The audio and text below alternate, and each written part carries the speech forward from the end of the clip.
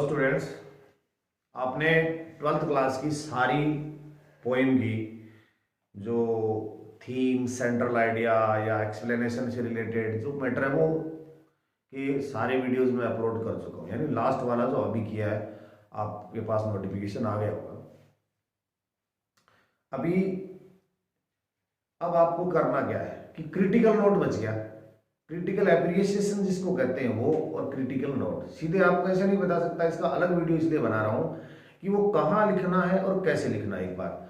और दूसरी बात ये है कि मान लीजिए किसी स्टूडेंट ने 12वीं क्लास की या किसी क्लास की कोई भी पोएम पढ़ी, चलो 12वीं की बात कर लेते हैं, 12th क्लास राजस्थान बोर्ड में कोई पोएम नहीं पढ़ी उसने, और फिर ये 4 वीडियोज मेरे देखे, तो क्या वो एक्सप्लेनेशन कर सकता है?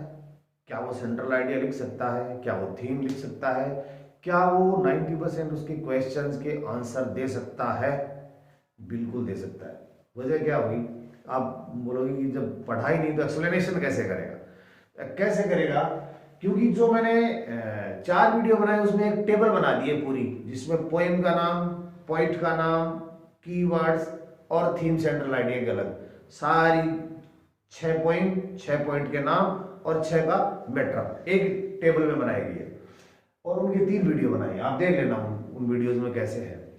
अब अगर आप क्रिटिकल नोट लिखते हो तो उससे पहले आपको क्या करना है? सबसे पहले तो रेफरेंस लिखेंगे। रेफरेंस में this lines have been taken from the poem, poem का नाम यहाँ आप इन्वर्टेड कोमा कर देना और उसके अंदर लिख देना कंपोज बाय द पोएट, और पोएट का नाम लिख देना।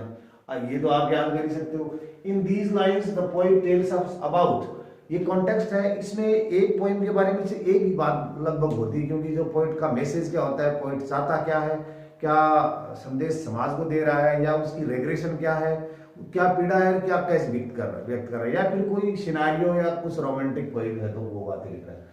उसके यहाँ पर भी वो चीजें आप एक पोएम की एक क्या लिख सकती है। इसके बाद में एक्सप्लेनेशन, एक्सप्लेनेशन में वो 4 सर्टेन लाइन होंगी, उनके बारे में आपको बोलना है, सॉरी लिखना है, और उसके नीचे आप सेंट्रल आइडिया वाली 1-2 लाइन या मैसेज वाली लाइन लिख सकते हो। अब आज हम जिस पर चर्चा कर रहे हैं ये है क्रिटिकल एप्रिसिएशन। इसको क्रिटिकल नोट भी कहते हैं, एप्रिसिएशन अगर आपको बेटर ना लगे तो आप NOTE नोट भी लिख सकते हैं, बट मुझे ऐसा ठीक लगा तो मैंने ये लिख दिया। अब इसमें ये लाइन तो आपकी फिक्स रहेगी, the poetic device is beautifully used here to, यहाँ टू एनहांस या adorn the beauty and melody of the poem. एक चीज तो ये हो जाएगी आपकी, एक चीज। दूसरी चीज आपकी, आप यहाँ डैश करके स्टार लगा के और लिख सकते हैं, तीसरी और लिख सकते हैं। दूसरी में क्या है कि मान लीजिए इसकी राइम स्कीम क्या है ना, तो वो लिख सकते हैं it's a romantic poem, it's a genre, it's a sonnet, और रिटन इन राइमिंग कपलेट्स। जो भी विशेषताएं है ना, 1, 2, 3 आप लिख दोगे तो अच्छा रहेगा। कि इसकी क्या बोलते हैं, मार्जिन, ये भी मेंटेन रहनी चाहिए। अब देखिए मैं ऊपर वाले मैटर को मिटाता हूं, यहां क्या आएगा वो आपको बताता हूं, ठीक है। अब देखिए जो लास्ट चीज है जिसमें ज्यादा नंबर आते हैं, आपका पॉजिटिव इंप्रेशन होता है उस पे एग्जामिनर पे, कि आप क्रिटिकल नोट लिखते हैं, इसका मतलब आपको पोएम के बारे में बहुत कुछ पता है। तो यहाँ पर ये 3-4 लाइन आप लिख सकते हैं। एक मैंने आपको फिक्स बताई कि पोएटिक डिवाइस, जिसको साहित्यिक विधा कहते हैं, हिंदी में आपने पढ़े होंगे, छंद अलंकार इनका प्रयोग करके अडोर्न करना लैंग्वेज को, सजाना, तो या to enhance the beauty and melody of the poem. Poetic device, यहां पर एक पोएटिक डिवाइस का नाम लिखना है, किसी अलंकार का नाम लिखना है, या राइम स्कीम जो भी है वो नाम लिखना है। आप यहां लिखेंगे the poetic device alliteration is beautifully used here, या repetition is beautifully used here, या लिखेंगे rhyme scheme is beautifully used here. ये 2 जगह मैंने जो छोड़ी है, ये यहां आपको बताना है कि ये एलिट्रेशन कहां प्रयोग हुआ उन 4 लाइन में। आपको ये जैसे ये स्टेंजा आ गया आपका, देखिए ये स्टेंजा आ गया, इसमें कहां तो राइम स्कीम आई है, कहां एलिट्रेशन आया है, कहां रिपीटेशन आया है। हालांकि ये बहुत सारे होते हैं, क्या बोलते हैं, फिगर ऑफ स्पीच बोलते हैं इनको। अगर आपको इनके सारे फिगर ऑफ स्पीच किसी और पार्टिकुलर मिशन से पढ़ने हैं तो मेरे 2 वीडियोस बनाए हुए वो देख लेना। 12वीं क्लास में अगर आप इस चीज में अगर ये 3 लिख दोगे तो बहुत है, काफी है, आपका काम चल जाएगा। तो देखिए एलिट्रेशन का मतलब क्या होता है, एलिट्रेशन को हिंदी में अनुप्रास अलंकार नाम सुना ना आपने, वो होता है repetition of consonant sounds. Consonant sound का बार बार रिपीट होना एंड होने क्लोज टुगेदर होनी चाहिए, पास पास भी होनी चाहिए, तब वो हो जाएगा। जैसे मैं आपको एग्जांपल दूं कि see saw a snake sleeping under straw, see saw s s s की आवृत्ति बार बार हो रही है, अगर दो शब्दों में क्लोज हो रही है तो भी आप कह सकते हो। तो आप क्या करोगे, द क्रिटिकल नोट में the poetic device alliteration is beautifully used here, see comma so comma snake comma, ये बता दो कि यहां यहां एलिट्रेशन हुआ है इसमें, ये बता सकते हो आप। ओके, अगर आप रिपीटेशन देखा तो रिपीटेशन क्या होता है, रिपीटेशन भी एलिट्रेशन होता है किसका, कॉन्सोनेंट साउंड का। रिपीटेशन में फ्रेज आइदर फ्रेज और ए वर्ड इज रिपीटेड, या तो एक फ्रेज रिपीट हो रहा है, जैसे miles to go before I sleep, पूरा फ्रेज है फिर दोबारा आ रहा है miles to go before I sleep, ये हो गया। या फिर कोई शब्द ही बार बार आ गया है ना, तो शब्द अगर बार बार वर्ड अगर रिपीट हो रहा है तो वो रिपीटेशन है। फ्रेज अगर रिपीट हो रहा है, इसके अंदर वर्ड भी हो सकता है रिपीट और फ्रेज भी हो सकता है। इस ऊपर वाले के अंदर कॉन्सोनेंट साउंड आएगा। अगर वावल साउंड का रिपीटेशन हो रहा है तो वो एसोनेंस होगा, जिसको एसोनेंस बोलते हैं ना, साउंड गलत है वो, एसोनेंस। एसोनेंस वो कैसे होता है, जैसे राइट,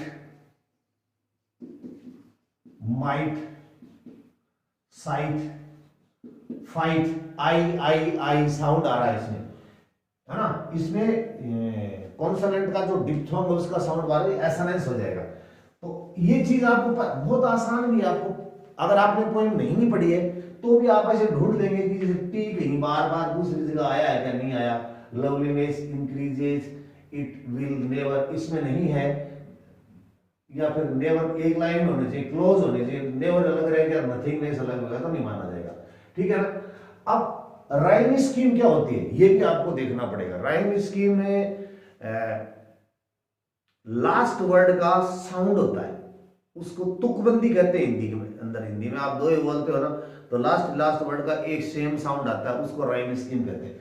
अब पोइम में क्या होगा कि जैसे मान लीजिए ये पोइम होगी, ये पोइम किसी ने लिख दी है ना, इसका ये शब्द, ये साउंड, ये शब्द, इनका क्या साउंड आ रहा है, या तो ये साउंड एक है, या ये साउंड एक है, या ये साउंड एक है।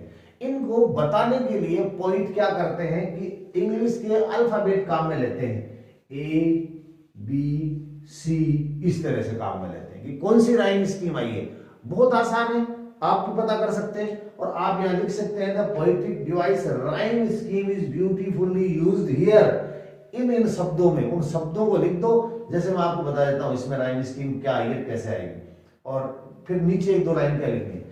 अब देखिए a thing of beauty is Joy for ever, आप देखना फॉर एवर, ये तो सबसे पहले तो बिना सोचे समझे आपको ए लिखना है, क्योंकि पहला ये लेटर अल्फाबेट का ए ही है, तो इसमें तो ए आ ही गया। अब देखो इसके नीचे वाला जो वर्ड है उसका फॉरएवर और नेवर, फॉरएवर और नेवर साउंड मिल रहा है ना, तो यहां पर फिर बी नहीं आएगा। अगर इसका साउंड मिल रहा है तो ए ही हो गया। ओके, अब देखिए नीचे आ गया कीप, कीप का देखो साउंड इसके साथ मिल रहा है कि इसके साथ मिल रहा है, अगर इसके साथ मिल रहा है तो इस वाला लिख दो, इसके साथ मिल रहा है इस वाला, ना तो नेवर में मिल रहा और ना ही इसमें फॉरएवर में मिल रहा, इसका मतलब ये अलग आ गया। अलग आ गया तो अब क्या रहेंगे, पहले ए हम काम में ले चुके हैं, तब क्या काम में लोगे, बी। ओके, तो हो गया बी, है ना। इस ए को वैसे लिखते भी ऐसे ही है, इसमें ऐसे लिखते हैं ए बी। अब आ गया स्लीप, स्लीप है तो स्लीप का साउंड किसके साथ मैच कर रहा है, साउंड कर रहा है स्लीप, कीप, इसके साउंड कर रहा है, इसके साथ कर रहा है तो ये लिख दो, अगर इसके साथ कर रहा है तो ये लिख दो, अगर इसके साथ कर रहा है तो ये लिख दो। अब एक पोइम बहुत ही रॉबर्ट फ्रॉस्ट की बहुत ही पॉपुलर पोइम है, वो सुनिए आप, जैसे आपने सुनी होगी, woods are lovely dark and deep but I have promises to keep and miles to go before I sleep and miles to go before I sleep. इसमें जो राइम स्कीम है वो चारों लाइन के अंदर ए और ए है, क्योंकि woods are lovely dark and deep but I have provided to keep and miles to go before I sleep and sleep a. आपका काम क्या होगा, यहां तो आपको क्या लिखना है, the poetic device rhyme scheme is beautifully used here. फिर ये सब लिखने कौन से, फॉरएवर, नेवर, कीप, इनमें से कोई 2 या 3 शब्द यहाँ लिख दो यहां, to enhance the beauty and melody of the poem. और ये चीज कहां लिखनी है कि इसमें ए बी काम में दी गई है। अब ये काम जब आपने लिख दिया ना, तब आप क्या करोगे कि यहां पर जैसे मान लीजिए या तो नंबर लगा दें आप, या फिर स्टार लगा दें, या कुछ जो भी आप हाईलाइट करना चाहते हो, तो आप क्या लिखोगे यहां पे, it's a romantic genre, GENRE। इसका साउंड ऑलमोस्ट लोग जिन्होंने पहली बार सुना हो गलती करते हैं, क्योंकि हमारा ये जो इंडियन ट्रेडिशन है तो हम स्पेलिंग से आइडिया लगाते हैं, पर इसका जो साउंड है वो है जोनर क्या है, जोनर, है ना। तो यहां को ये लिखोगे, इट्स ए रोमांटिक जोनर। हो गया, पहली लाइन हो गया ना, इट्स ए रोमांटिक जॉनर। दूसरा क्या करोगे, the rhyme scheme, sorry, written in. अब कौन सी, जैसे मान लीजिए जॉनर में लिखा गया है रिटन इन, फ्री वर्स भी कर सकते हो, रिटन इन। ये मान लीजिए किसी में राइम स्कीम नहीं है, तब क्या करोगे, तो क्या करोगे, it's written in free verse, या it's a free verse, it's a free verse का मतलब होता है ऐसी पोइम होती है जिसमें लास्ट में कोई मेल ही नहीं करता, लास्ट का कोई साउंड मेल नहीं करता, फिर भी वो पोइम होती है, तो वो क्या होता है, फ्री वर्स हो गया ना। ठीक है, अब the rhyme scheme is employed in this poem. यहां लिखोगे the rhyme scheme is employed, फिर लिखोगे a, the rhyme scheme is employed here a B.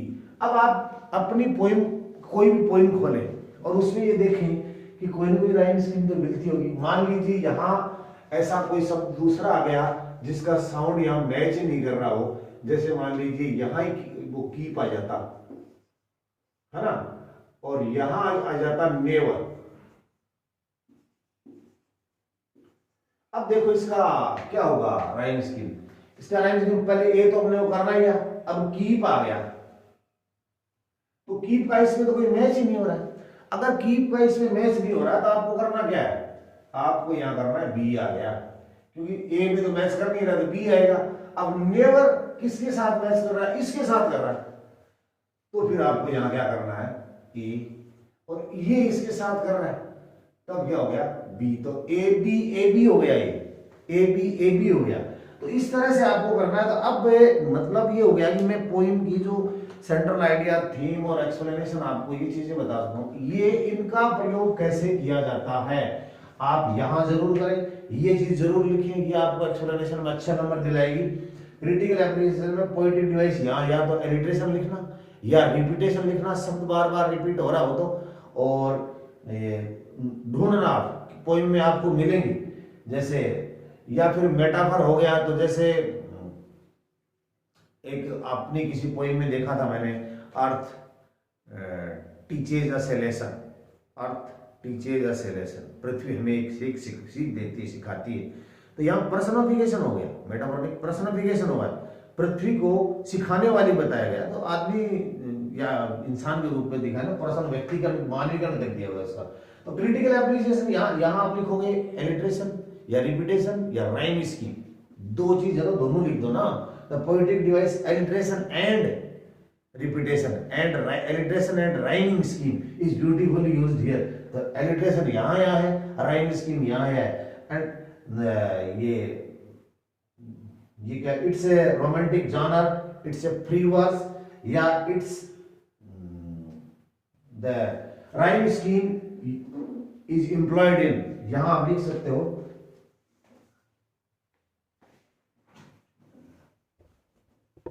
rhyme scheme is employed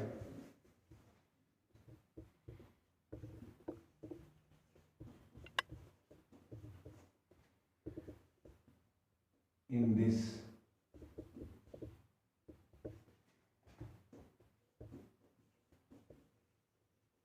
poem। फिर आगे डेस करके जो भी है ए बी या फिर ए बी बी, जो इसमें तो ए बी बी ही थी, ए बी बी, और इतना लिखेंगे तो आपको अगले को 6 में से 6 नंबर देने पड़ेंगे। करना क्या होगा आपका, देखिए मैंने जो 3 वीडियो बनाए हैं उनको आप देख लेना, उनमें सारी चीजें लिखी हुई हैं ऊपर, इस तरह से बनाया हुआ है। थोड़ा सा ध्यान दीजिए, एक इसमें एक टेबल बना रखी है, लास्ट में एक और बना दूंगा, देखिए एक वीडियो और बना दूंगा, इसके बाद में एक वीडियो बनाऊंगा ऐसे, क्या इस तरह से बना के, जिसमें यहां 2 3 4 5 और 6 हो जाएंगे। यहां पोएम का नाम, पोएट का नाम, यहां पर अपने कीवर्ड, और यहां पर वो निश्चित मैटर जो आपको सेंट्रल आइडिया में लिखना है, जो आपको एक्सप्लेनेशन में लिखना है, जो आपको मैसेज में लिखना है, जो और जब ये चीजें प्रीवर्स है या जॉनर है या राइम स्कीम क्या है, उसका एक और जोड़ देंगे आगे, इसकी क्या क्रिटिकल नोट वाला भी लगा देंगे, फिर तो ठीक है ना।